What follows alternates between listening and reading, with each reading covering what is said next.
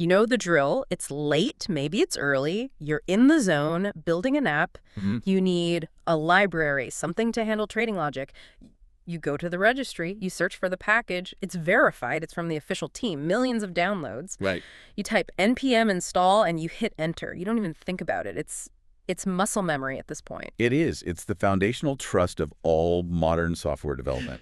We stand on the shoulders of giants, or, well, at least on the shoulders of their code repos. Exactly. But imagine if that one keystroke, that routine update from a source you know is legit, didn't just break your build. Okay. Imagine it drained your bank account and, at the same time, opened a secret door into your company's entire network. That's war. We aren't talking about a phishing email or some shady download site. We are talking about the official tools from a multi-billion-dollar platform turning on you. That is the developer's worst nightmare. And unfortunately, for users of the dYdX exchange, this wasn't hypothetical. It was. It was Tuesday. Welcome back to the Deep Dive. Today we are unpacking a report from Ars Technica, specifically Dan Goodin's piece from February 6, 2026. We are looking at a massive, sophisticated supply chain attack on dYdX. And this isn't just some crypto hack. I want to be really clear about that. Yeah. The mission for this deep dive is to understand how the official channels, the things we trust, blindly got poisoned. Right. We're going to look at the malware itself, because it is nasty, sophisticated stuff. And then we have to talk about what this means for the whole concept of trust in open source. Yeah, because when I read this report, my jaw, it actually hit the floor. It's not just that they got hacked, it's how deep the compromise was. But before we get to the scary code, let's orient everyone. Who is dYdX? So dYdX is a heavyweight in the decentralized finance world. They're a derivatives exchange. Which, for those of us who don't spend our weekends looking at candle charts, means what exactly? Think of it like this. Regular exchanges let you buy a token, like Bitcoin. Derivatives exchanges let you bet on the future price of that token without actually holding it. It's called perpetual trading. High speed, high risk stuff. And incredibly high volume. The numbers in the report are they're staggering. Over $1.5 trillion in lifetime trading volume. Trillion. And pushing between $200 million and $500 million on a busy day. This is not a mom and pop shop. This is a financial institution running on code. Okay.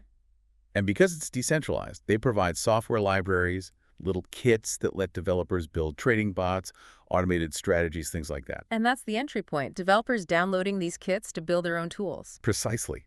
And that's where the security researchers at a firm called Socket, that's where they raised the alarm. They found that the official packages for dYdX were laced with malware. Yeah, Socket didn't mince words. They called the impact irreversible cryptocurrency theft. That word irreversible is heavy. It is. In the regular banking world, you call the fraud department, you file a claim. In this world, the money is just gone. Vaporized. Gone. And it affected anyone who downloaded these specific versions. We're talking developers testing code, or worse, production servers running automated strategies handling millions of dollars. So let's get into the mechanics. This wasn't a sloppy job. This was a coordinated strike. Oh yeah, this was a double-barreled shotgun approach. Yeah. They targeted two different ecosystems at the same time. NPM for JavaScript and PyPI for Python. The two biggest in the world. Makes sense, right? If you're building a trading bot, you're almost certainly using Python for the data science, or JS for the website. They covered their bases. They really did. On NPM, they compromised the package at dYdX protocol for client.js. On Python, it was dYdX v4 client. And honestly, if you're listening to this and you have that sudden pit in your stomach, you need to check your version numbers right now. Let's get those specific numbers out there. Better safe than sorry. Okay, if you were on the JavaScript side, check for versions 3.4.1, 1.22.1, 1.15.2, and 1.0.31. And on the Python side? The compromised version is 1.1.5 post 1. Post 1? That's sneaky. It looks like a minor patch. That's the whole point. It looks like a quick bug fix. You see an update, you think, oh, better stay current, and you update right into the trap. Okay, so let's look at the payload. The report details two very different attacks. Let's start with JavaScript. This was the smash and grab, right? Essentially, yes. The malicious code in the NPM package was a wallet drainer.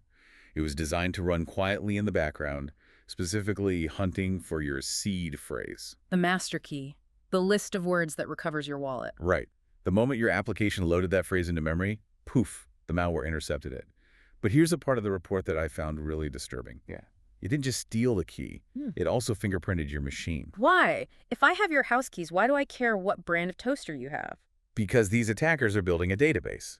By fingerprinting the device screen resolution, OS, network details, they can track you across different hacks. Oh, wow. So if they compromise another library in 6 months and see that same fingerprint, they can correlate the data. It's like a CRM for cybercriminals. Oh, this is user 1234. We already got their Ethereum. Let's see what else they have. Customer relationship management for thieves. That is deeply unsettling. It implies an industrial scale. And where was all this data going? To a domain that I think is a masterclass in social engineering. dYdX.priceoracle.site. Priceoracle.site. See, that's clever. If I'm a developer looking at network logs, I see a request to price Oracle. I'm not going to panic. I'd assume the app is just checking the price of Bitcoin. Exactly. It mimics the legitimate service, dYdX.xyz. It's called typosquatting. It exploits the fact that our brains just skim things. You see dYdX and price, and your brain just marks it as safe. So the JavaScript attack steals your money. A very bad day. But then I looked at the Python analysis, and honestly, I think I'd rather have my wallet drained. I'm inclined to agree. The Python attack was a different beast entirely. If the NPM attack was a robbery, the Python one was a home invasion and an indefinite occupation. The report calls it a RAT, a Remote Access Trojan. Yes.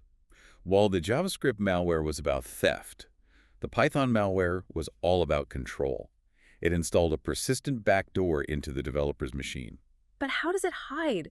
I feel like if I installed a virus, my computer would start acting weird, fans spinning up, something. Not if it's written well, and this was, the malware runs as a daemon thread. Okay, let's unpack that. Daemon thread. In plain English, it's a background process that's completely detached from your user interface. No window, no icon. It's designed to run silently. It's basically a ghost in the machine. And what's this ghost doing? It's phoning home. Every 10 seconds, it sends a beacon to that same priceoracle server. It says, I'm here, I'm active, what do you want me to do? Every 10 seconds. That is aggressive. It is. And when the server replies, it can send back any Python code it wants. And the malware runs it in an isolated subprocess. Meaning? Meaning it runs the attacker's commands in a soundproof room. It doesn't print to your screen. It doesn't show up in your logs. It just happens. So you could be staring at your terminal, everything looks fine, but in the background, this thing is downloading your files. Exactly. The RFakeNicker report even found the specific authorization token used in the code. That's a key detail. The smoking gun. They found a hard-coded hex string. It's long, but it starts with 490CD9. It's a unique signature. And why does that matter? It proves this wasn't some generic malware they bought off the shelf. This was bespoke. They hard-coded their credentials right into the virus. It connects all the infections to a single group. It shows intent. So once they have this RAT installed, what's the worst-case scenario? Total compromise. They can execute any code with your user privileges. If you're a developer, you probably have SSH keys on your machine. Oh, right, the keys to the servers. They can steal those keys and pivot from your laptop into your company's entire network. They can steal API keys for AWS, source code, anything. They could even modify your code to put backdoors in your product. Absolutely. It turns the developer from a victim into a vector. You become the carrier, spreading the virus to everything you touch. That is terrifying. And this wasn't spontaneous. The timeline in the report is chilling. No, it shows incredible patience. They registered that malicious priceoracle domain on January 9th. And then just waited. Waited 17 days before uploading the infected package. They spent that time testing, making sure everything was perfect. This was premeditated. Okay, so we know the what and the how, but we have to talk about the who. Not the hackers, but how did they get the door open? Usually these attacks are some random person uploading a package named dYdX official real or something. Right, typosquatting the package name itself. But that is not what happened here. This is the part that keeps me up at night.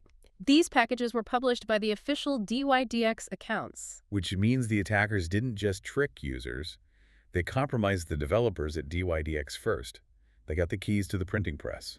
That is a catastrophic failure. If I go to NPM and see publisher dYdX protocol, I trust it. That trust is the only reason the system even works. It is. And tragically, it's part of a pattern.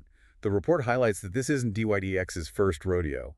Yeah, listing them out is actually kind of depressing. It really paints a picture.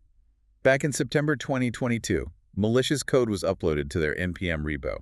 Same vector. Then in 2024, there was that DNS hijacking. Right, where the official website was commandeered. Users would type in the correct URL and get sent to a fake site that tricked them into signing wallet-draining transactions. And now this. Exactly. Socket, the security firm, put it really bluntly. They said this highlights a persistent pattern of adversaries targeting dYdX-related assets through trusted distribution channels. Trusted distribution channels. That phrase really lands because the whole ecosystem of modern software, NPM, pip, all of it, runs on trust. I trust the maintainer uses two-factor authentication. And when that trust is broken, the efficiency of the whole system just collapses. If you have to personally audit every line of code in every library, you'll never ship anything. So if the official seal of approval is worthless here, what are we supposed to do? What's the takeaway? The immediate one is audit your dependencies. Now, check your logs.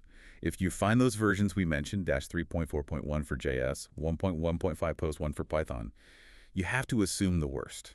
And when you say assume the worst with that Python RAT, can I just uninstall the package? No, absolutely not. You cannot trust that machine anymore. It has a backdoor. They could have installed 5 other backdoors you haven't found yet. So we're talking scorched earth. Scorched earth, wipe the drive, reinstall the OS from scratch, and critically rotate every single credential that was ever on that device. SSH keys, API tokens, passwords, wallet seeds, burn it all down. Painful, but necessary. But bigger picture, does this change how we build software? It has to. We're moving toward a zero-trust model for dependencies. Large companies are already doing this. They pull code into a quarantine zone, analyze it, and only then move it to a private internal registry. So we're building walls around the open internet. We have to. The attackers have realized developers are the high-value targets. If I can hack one developer, I don't need to hack the bank's firewall. The developer is the back door to the bank. It's a sobering thought. We think of ourselves as the builders, but to these groups, we're just the weak link. And as this case proves, sometimes the weak link isn't even you. It's the official account publishing the code. So, to recap, a sophisticated, double-pronged attack. JavaScript drains the wallet and fingerprints you. Python installs a permanent, invisible backdoor. It all came from the official accounts, and it fits a multi-year pattern. A perfect storm of social engineering and technical execution. I want to leave everyone with a final thought. We talk a lot about decentralization in crypto, getting rid of the single point of failure. That's the whole ethos, right? Ideally, yes. But in software development, we rely entirely on centralized repositories, NPM, PyPI. We rely on centralized maintainer accounts. If I control one of those accounts, I control the code for millions. It's a paradox, isn't it? We're building decentralized systems using highly centralized supply chains. Exactly. So if a platform handling trillions of dollars can't secure its own official publishing keys 3 times in 4 years, is the problem that the hackers are just too good?